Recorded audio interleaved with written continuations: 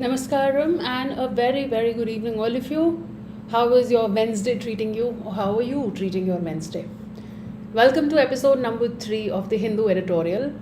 Let me know if we are live and you can listen to me and you can see me. Hello, Aanchal, Nidhi, and Sonal.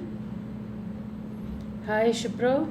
Hi, Diti, Garima, Vidushi, Disha, Pratham, Arushi, Shwetab, विवेक रचयिता गौरी नरेश ज्योति हर्षिका अभिषेक सक्षम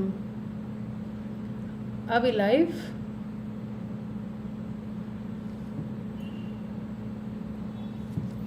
Hi Atharv, Prabhat, Vishwa Prakhar, Ram Prasad, Anchika, Medha, Aditya, Gemini, Ananya, Rishika. Okay. How are you guys doing? So we've done 2 editorials so far and we're going to do the third one today. I hope you're enjoying these sessions. A, because it's a good break from eclectic reading. B, because Hindu editorials are really popular and sought after by most aspirants, not just in CAT but also in UPSC and the other exams. And I am poor at marketing, but I would still request you to share the sessions of the Hindu editorial link, basically to this series, with your friends who are preparing for other exams as well and not just CAT, and it might help them. There are a few announcements that we'll begin with, and of course then we move on to today's wonderful editorial. To begin with, there is a 2-month off along with a 6-month subscription which is going on at Unacademy if you're preparing for CAT 2023, and the fees currently is 24,700. If you're preparing for CAT 2024, you are getting up to 6 months free, and the fees currently is 33,250, and it doesn't get better than this. There is also a new batch which is starting on July 22, which is known as the Target Bullseye batch. So you can join us in this batch and you can avail the discounts that are going on. Whatever highest discount is going on, it will automatically appear in your cart when you apply the code Karishma Live. And the code Karishma Live is not just applicable on CAT but throughout the Unacademy platform. Apart from this, these are the details of the batch that I just told you about, which will start on July 22. You can check out the USP. It's a English batch and it will start on 22nd, like I told you. The All India mock test will happen again, and this time it happened on the 16th. We have it this Sunday as well on the 23rd of July at 12 noon. And this is a good chance of winning 100% scholarship in both online and offline batches. Apart from this, I want to tell you about 2 free classes that I am doing. One is tomorrow, Thursday, 4 p.m. to 5:30 p.m. I am discussing questions on CR, DR, grammar, vocab, maybe approximately on an average 5 questions each. So we'll do around 20 to 25 questions in 1.5 hours, and it's a good practice. We have been ignoring these sessions for a long while and doing just RC, VA, RC. It's a good break and it's a good OMET prep as well. And on 29th of July, which is I think the last Saturday of the month, if I'm not wrong, if I'm wrong, please forgive me. 29th of July, I'm doing a very important, very crucial session on how to analyze mocks. So I strongly recommend that you take at least 2 to 3 full-length CAT mocks from Unacademy or any institute that you might be preparing from. Take that experience and then sit with me on the 29th and see how do we analyze mocks and improve our percentile. It's a super crucial session. Both these classes are absolutely free and can be attended without any Unacademy subscription. So it's free for all of you, open to all of you. The unlock code to these free classes remains Karishma Live. You can find the links to these classes from my Unacademy profile or from my Telegram channel, both of which are open to public. You just need to search my name. So I hope that you will remember these 2 classes and make the most of these free classes. There was this batch that we started on the 13th of July, and we also did a free class known as 125-day strategy. Go through that free class if you are confused right now how to study, and attend this batch if you want to. The 1-year Iconic subscription allows you to get a 100% fee refund if you go to any of the IM. In case you don't go to any of the IM, you get a free 1-year extension. This is valid only for the top 50 learners. The Unacademy test series is available for $19.99, wherein you get 25 full-length mock tests and 10 monthly sectional tests. And these are the benefits of the Plus and the Iconic subscription. Let's begin our editorial. I think everybody has come by now. Okay, I'm not sure how much do you know about tennis and how many of you actually follow tennis. I'm going to try and give you as much information as I have. I'm not very good at sports, but I don't know what has dawned upon me. Some risk-taking capacity has dawned upon me that I have taken up an editorial on cricket earlier, World Cup, and today I'm taking an editorial on Wimbledon. So my selfish motive of taking this is improving my own sports knowledge, helping students like me who are not into sports. And I hope that this discussion helps you get a little insight into tennis. But anyway, I'm sure that you've heard. If you've not heard, then you've at least seen the popular Instagram post in which the Carlos Alcaraz picture was shown with the trophy, and there were so many comments there. There was a great caption there, and everybody has been sharing it. So I'm sure you've seen his picture. I'm sure you've heard the name. I'm sure you know there is some big deal happening about some dude out there. Now, what is it about? So this is about a 20-year-old winning a Wimbledon championship. Now, tennis is a weird game. It is different for men and it's different for women. And you should understand a little about how it works. Okay, so there are 4 major tournaments that are held annually in tennis. One is the Australian Open, the other is the French Open, there is the US Open, and then there is Wimbledon. So there are 4 championships: US, French, and Australian, and Wimbledon. So there are 4 championships that are held throughout the year for lawn tennis. And there is something known as the Grand Slam that you must have heard. Grand Slam is when a player wins all of these 4 in a year. And it's very rare. You know, even hotshots like Nadal and Federer haven't made it. So Grand Slam is when you win all the 4. Otherwise, you keep winning these championships, solo championships, or 2 or 3. Okay, as per your capacity. तो ये इसके 4 major tournaments होते हैं. जब match होता है तो sets में मैच होता है, और मेन के लिए बेस्ट ऑफ 5 सेट्स देखा जाता है, विमेन के लिए यूजुअली बेस्ट ऑफ 3 सेट्स देखा जाता है. Now whatever information I'm sharing with you comes from a little research. Okay, so if I go wrong somewhere, I would apologize in advance, but I have done the research to the best of my capacity. So I do have some confidence, but just in case I go wrong and you want to correct me, please feel free to do so, but please make sure that you are correct when you are doing it. For example, the other day when I was mentioning in the class that he's not the youngest person, because I had read that 16-year-old Boris guy, Boris Becker, I don't remember his name, it must be there in this article, had won the championship as well. Some of you said that no, he's the first one. No, he's not the first one. So then whatever information you share should be backed by facts. But anyway, coming back to what we were doing, so men के लिए होता है best of 5 sets और women के लिए best of 3 sets होते हैं. 4 तरीके के ओपन्स और चैम्पियनशिप्स हर साल होती हैं. कोई भी प्लेयर जो चारों जीत जाता है एक कैलेंडर ईयर में, उसको कहते हैं कि इसने ग्रैंड स्लैम जीत लिया है. फिर अगर एक प्लेयर ये चैम्पियनशिप्स में से कोई भी एक जीतता है, तो उस एक जीतता है, 2 जीतता है या 3 जीतता है, तो उसको ग्रैंड स्लैम नहीं कहते हैं. आज तक सिर्फ 5 ऐसे प्लेयर्स हैं जिन्होंने ग्रैंड स्लैम जीता है. और चैम्पियनशिप्स की अगर हम बात करें तो चैम्पियनशिप्स में आप देखेंगे 2 नाम पुराने, या 3 नाम कह सकते हैं पुराने, सबसे ज़्यादा फेमस है. एक रॉजर फेडरर. आपने कुछ टेनिस कुछ ना फॉलो करा हो, बट आपने रॉजर फेडरर की शक्ल देखी होगी, नाम सुना होगा. आपने टेनिस फॉलो करा है तो ऑब्वियसली आप जानते हैं. दूसरा नाम जो आपने ज़रूर देखा होगा, सुना होगा, वो है राफेल नडाल. और तीसरा नाम है नोवाक जोकोविच. तो अगर आप देखेंगे, फेडरर ने लगभग 20 चैम्पियनशिप्स जीती हैं आज तक. So Federer has won up to 20 championships. Nadal has won up to 22 and Novak जोकोविच has won up to 23 championships. मतलब ये जो 4 हैं, ऐसे कभी 2 कभी 3 कभी ऐसे करके 23 चैम्पियनशिप्स जीती हैं. तो टेनिस बड़ा सूखा गेम है. सूखा गेम इसीलिए है क्योंकि, और ये एडिटोरियल भी इसी बारे में है, कि प्रॉमिसिंग मेल प्लेयर्स हमें देखने को मिलते नहीं हैं आसानी से.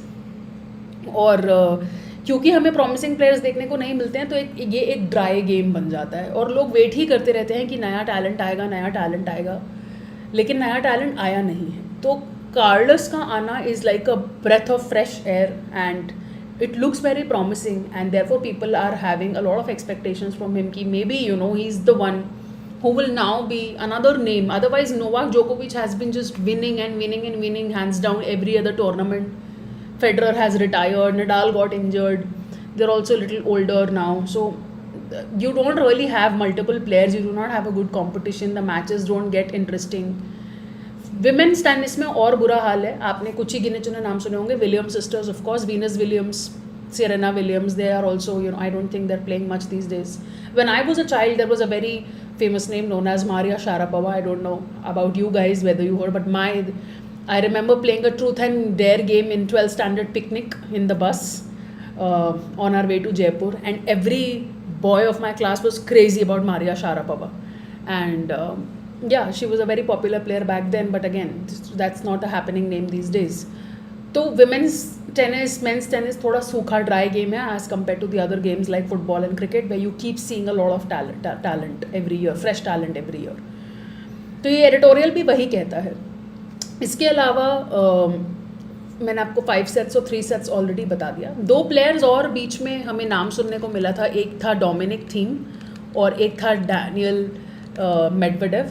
तो ये 2 नाम आए थे. इन्होंने एक आधा मेंबरशिप जीती थी, चैम्पियनशिप जीती थी, और चैम्पियनशिप जीती थी तो हमको लग रहा था कि अब शायद ये लोग पिकअप करेंगे, अब शायद कुछ नया टैलेंट आएगा, लेकिन ऐसा हुआ नहीं. और ये लोग फेडरर, नडाल और जोकोविच के जूते नहीं पहन सके, उनके फुटस्टेप्स को फॉलो नहीं कर सके. वन ऑफ टूर्नामेंट जीत गए लेकिन कंसिस्टेंटली परफॉर्म नहीं करा, तो लोगों को लगने लगा कि बस ये वेट ही कर रहे हैं शायद कि नोवाक जोकोविच रिटायर हो जाएगा या इंजर हो जाएगा तो शायद इन लोगों का कुछ नाम हो जाएगा. बट अदरवाइज ये कुछ चैलेंजिंग फीट नहीं प्रेजेंट कर पाए हैं. Carlos Alcaraz has been seen the successor everyone is waiting for. और कार्लोस के बारे में आपने ये स्टेटमेंट सुना होगा नोवाक जोकोविच का कि I have never played a player like him. This was the most popular caption even on Instagram if you not read the news, कि मैंने इसके जैसे प्लेयर को कभी खेला ही नहीं है, क्योंकि इसके पास फेडरर का बैक हैंड टेक्निक है, नडाल का फोर हैंड टेक्निक है, और पिच नहीं, टर्फ पर जो स्पीड रहती है, कोर्ट पे जो स्पीड रहती है वो नोवाक जोकोविच की है. तो लोग कह रहे हैं कि ये नडाल, फेडरर और नोवाक का अच्छा कॉम्बिनेशन है और ये बहुत रेयर कॉम्बिनेशन है और इसकी टेक्निक बहुत स्ट्रांग है और इसकी पेस बहुत अच्छी है.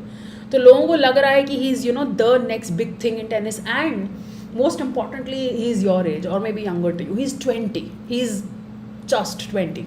And because he is just 20, he can have a long career ahead of him. And he could be the another big 4th name of the tennis world, of the men's tennis world. जो पिछले 2 decades रहे हैं उसमें इन 3 legends ने ही dominate करा है. हमको कोई और लेजेंड देखने को मिला नहीं है. इनके साथ कोई इनको टक्कर देने वाला नहीं है.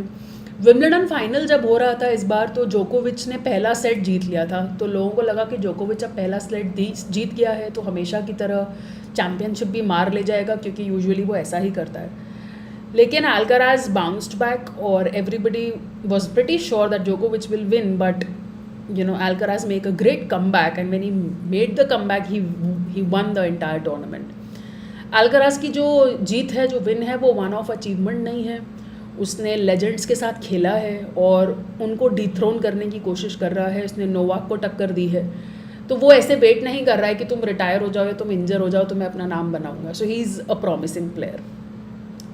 विमेंस गेम के बारे में भी इस एडिटोरियल में हम पढ़ेंगे और उसमें यही लिखा हुआ है कि उसमें कोई खास प्रोग्रेस नहीं है, ज़्यादा विनर्स नहीं हैं, कंसिस्टेंसी नहीं है कि हम कहें कि एक सितारा है जो लगातार चमक रहा है, तो हमें ऐसा देखने को नहीं मिलता.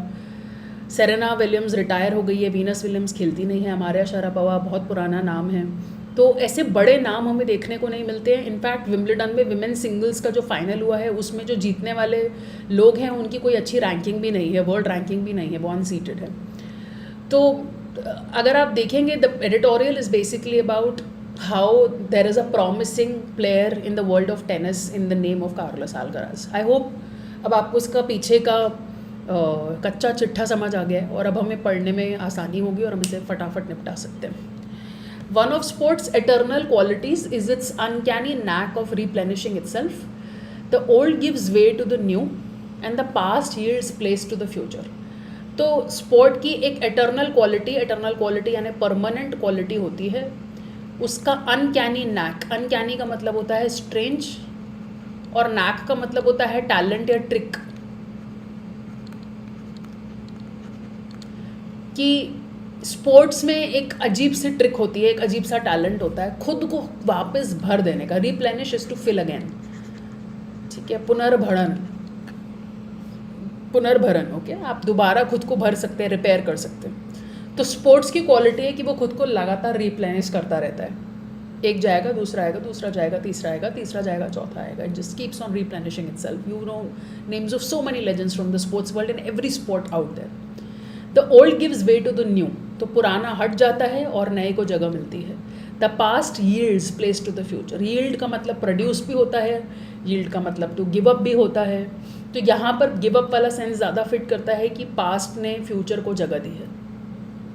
मेंस टेनिस दो वॉज रेजिस्टेंट टू दिस, लेकिन दुख की बात यह है कि हालांकि स्पोर्ट्स खुद को खुद रिप्लेनिश करता है, मेंस टेनिस ऐसा स्पोर्ट नहीं है और मेंस टेनिस इस रिप्लेनिशिंग कैपेसिटी को लेकर रेजिस्टेंट रहा है, ये अपने आप को रिप्लेनिश नहीं कर पाया है।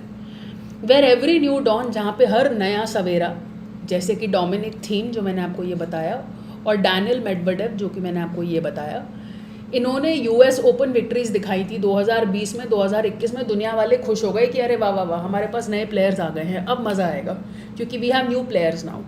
तो ये लोग आए 2020 में, 21 में everybody was pretty excited, everybody thought कि you know now we are going to have a good time, the matches will be fun and exciting.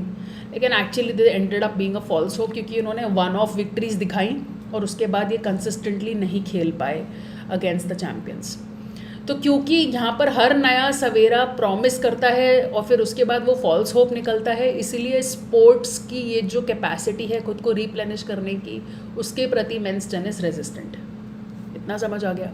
Wimbledon 2023 however made the sport feel young again as the 20-year-old Carlos Alcaraz dethroned 4-time defending champion and record 23-time major winner Novak जोकोविच। तो 20 साल का लड़का Carlos, और इसने डीथ्रोन कर दिया, throne से उठाकर पटक दिया, सीट से हटा दिया, 4 बार डिफेंडिंग चैम्पियन विंबलडन जीतने वाला और 23 चैम्पियनशिप्स जीतने वाले नोवाक जोकोविच को, following a 5-set thriller that lasted nearly 5 hours। 5 set का गेम था, मैंने आपको बताया मेन में 5 sets बेस्ट ऑफ 5 देखा जाता है, 5 घंटे इनका गेम चला। It was a long game और काफ़ी टाइम ये चला। The youngest since a 17-year-old Boris Becker, the one that I told you the other day, कि मैंने पढ़ा है कि इससे पहले किसी 16-17-year-old ने भी अच्छा परफॉर्म करा था, तो ये उसी का नाम है। Carlos is not the first, I mean not the youngest. पहले 17-year-old बोरिस बेकर ने मेंस क्राउन जीता था SW19 चैम्पियनशिप में, लेकिन 1985 में, मैं भी तब पैदा नहीं हुई थी, तो बहुत पुराना नाम है। लेकिन ये जीके का क्वेश्चन बन के कभी आ सकता है that Carlos is the second youngest now. But anyway, he is the youngest since 1985. 1985 is how much? 37 years? 38 years? The reigning US Open champion and world number 1 is only the 6th multiple Grand Slam titleist in the last 2 decades after Roger Federer, Rafael Nadal, Djokovic, Andy Murray and Stan Wawrinka. तो ये जो youngest बंदा था Boris Becker, तब से लेकर 1985 से लेकर ये यंगेस्ट गाय है। और अल्काराज जो है यूएस ओपन चैम्पियनशिप को अच्छे से रेन करता आया है, रूल करता आया है, और वर्ल्ड नंबर 1 की रैंक पे भी इसने खुद को बनाए रखा है। और ये 6th multiple grand slam titlist है पिछले 2 डेकेड्स में। उसके पहले सिर्फ हमारे पास यही नाम है, फेडरर, राफेल नडाल, जोकोविच, Andy Murray and Stan Wawrinka. Just recently, the Spaniard had succumbed to Djokovic, 16 years his senior. He's 20, he's 36. Look at the age gap. It's like you and me. Okay. So then he's playing the Spaniard. He's from Spain, Carlos. नाम से पता चल गया होगा. He succumbed to Djokovic, हार गया था, और Djokovic 16 साल उससे बड़ा है।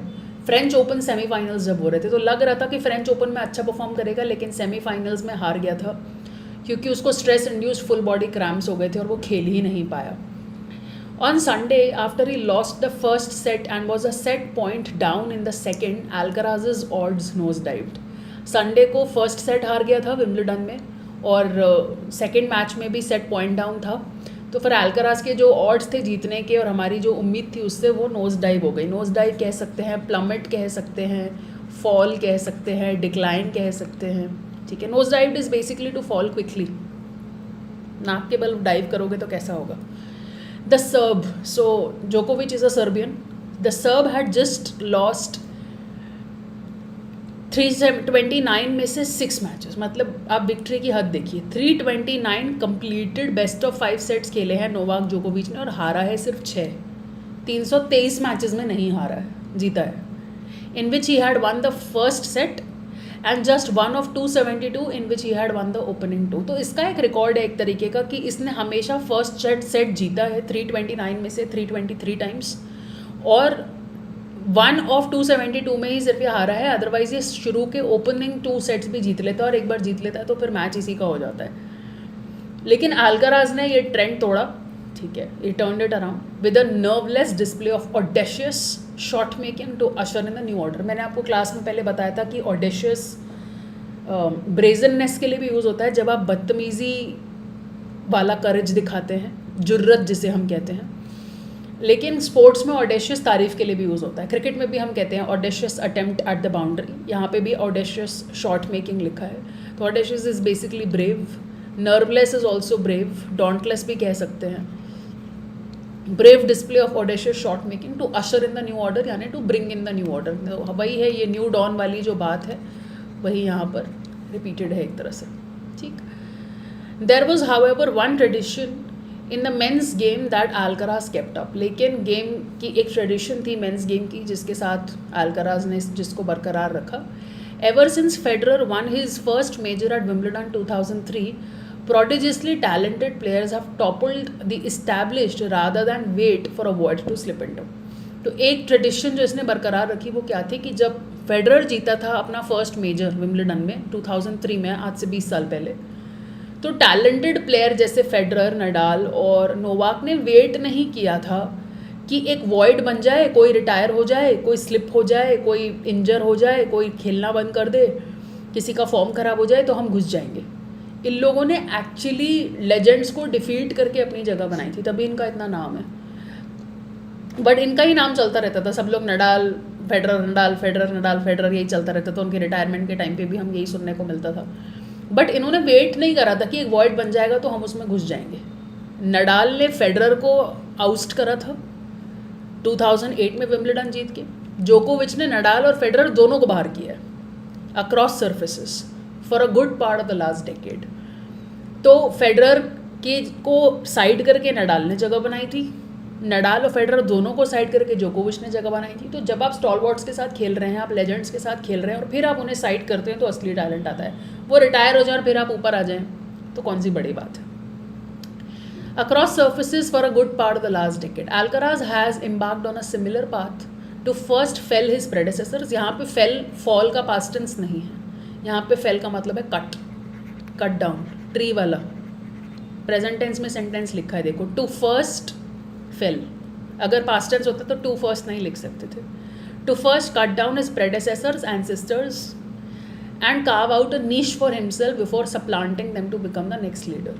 तो अल्कराज ने ये प्रथा बरकरार रखते हुए ऐसा ही पाथ चुना है और उसने नोवाक जोकोविच को हराया है और उसने अपने लिए एक जगह बनाई है। ये carved out a niche for himself और वो सप्लांट कर रहा है इनको नया नेक्स्ट लीडर बनने के लिए। विमेन का जो गेम है has not quite lent itself to such immaculate succession plans. Immaculate is absolutely clean, sparkling clean, perfect. Okay? तो विमेंस गेम ने खुद को ऐसा क्लीन सक्सेशन प्लान नहीं दिया है। आई एम श्योर सक्सेशन का मतलब सब समझते हैं, अब तो शो भी आ गया है, बट सक्सेशन का मतलब है मेरे बाद कौन, उसके बाद कौन, उसके बाद कौन। तो जैसे ये एक सक्सेशन है कि फेडरर, नडाल, जोकोविच, कार्लोस, इस तरीके का सक्सेशन प्लान हमें विमेंस टेनिस में देखने को नहीं मिलता है। And in Marketa Vondrousova it had another first time slam winner. जो फर्स्ट टाइम जीतने, ये जो मार्केटा वॉन्ड्रुजोवा है ये फर्स्ट टाइम विनर है, तो कोई कंसिस्टेंसी नहीं है विमेन में। The crafty 24-year-old from the Jake Republic which is Marketa was up against the sentimental favorite in Tunisia's Ons Jabeur, who was gunning for her own maiden slam crown after 2 failed attempts last year. तो अगर आप देखेंगे match किसके बीच में हो रहा है, Marketa वॉन्ड्रोजोवा जो कि जेक रिपब्लिक से है, 24 साल की, और वो ट्यूनीजिया की ऑन जेबोर से लड़ रही थी, खेल रही थी उसके साथ, और ऑन जेबोर खुद अपना मेडन स्लैम क्राउन जीतने की कोशिश कर रही थी 2 बार फेल होने के बाद. But Vondrousova drew well from her experience of having played an equally talented but less flashy opponent in Ash Barty in the 2019 French Open final. तो पहले Vondrousova ने 2019 का फ्रेंच ओपन फाइनल खेला हुआ है ऐश बार्टी के साथ, और ऐश बार्टी काफ़ी टैलेंटेड प्लेयर है. तो फिर उसने जैबोर को फाइनली हरा दिया, जो कि वर्ल्ड नंबर 6 है, और वो फिर बन गई first unseeded Wimbledon women's singles championship in the open era, और 6th different as many editions. तो अगर आप देखेंगे विमेन टेनिस में हमारे को इतने बड़े नाम, फेमस नाम, कंसिस्टेंसी, लगातार अपनी एक पकड़ बनाए रखना, जैसे विलियम सिस्टर्स ने किया था या शारापोवा का एक दौर था, वो दौर हमें देखने को नहीं मिलता है किसी प्लेयर का. So that's what this editorial highlights, and it is basically talking about the new order which is being brought in by Carlos Alcaraz. So I hope you've understood this. If you have any questions, you can ask me. There was another editorial that I wanted to do today, but I don't think we have the time, which was about the Indians shaking hands with the UAE to make trade, to have trade in our own currency. So we are going to have trade with the UAE in rupee, our rupee, Indian rupee, and dirham, the currency that the UAE uses, and that will enable us not to get entangled in the foreign exchange rates of the US dollar and the UK euro, like not the UK euro but yeah, the euro. So I wanted to do it, but we don't have that kind of time today. शुरू होते ही ख़त्म हो गया ये article, आपको शायद नहीं पता, बट हिंदू के editorial are all 2-minute reads. Every single Hindu editorial is a 2-minute read, इससे ज़्यादा लेंथ ही नहीं होती है, ठीक है. तो I wanted to do that with you. Maybe I can pick that up next weekend. If this interests you, you can let me know in the comment section. If you want me to do a specific editorial which you think is very tough, you can share it with me on the Telegram group and just put a hashtag Hindu. I will be Hindu editorial. I'll be able to find that out. And yeah, that's all from me. I hope you enjoyed the article. And yeah, so that's all for today. You can use code Karishma Live for various subscriptions throughout the Unacademy platform. And today I have a vocab class with you at 7:30, in which we are discussing root words from the letter N for Nani onwards. So if you haven't done them, you can come to the class irrespective of your backlogs. Every vocab class is independent of the other, so you can join me there. I hope you enjoyed the article. I hope this enables you to watch a couple of matches of tennis, and maybe you inculcate a little amount of interest in lawn tennis. And yeah, that's the purpose, that you start enjoying the game. That's all from me. Take care of yourself. I'll see you at 7:30 inshallah. Take care. Bye bye.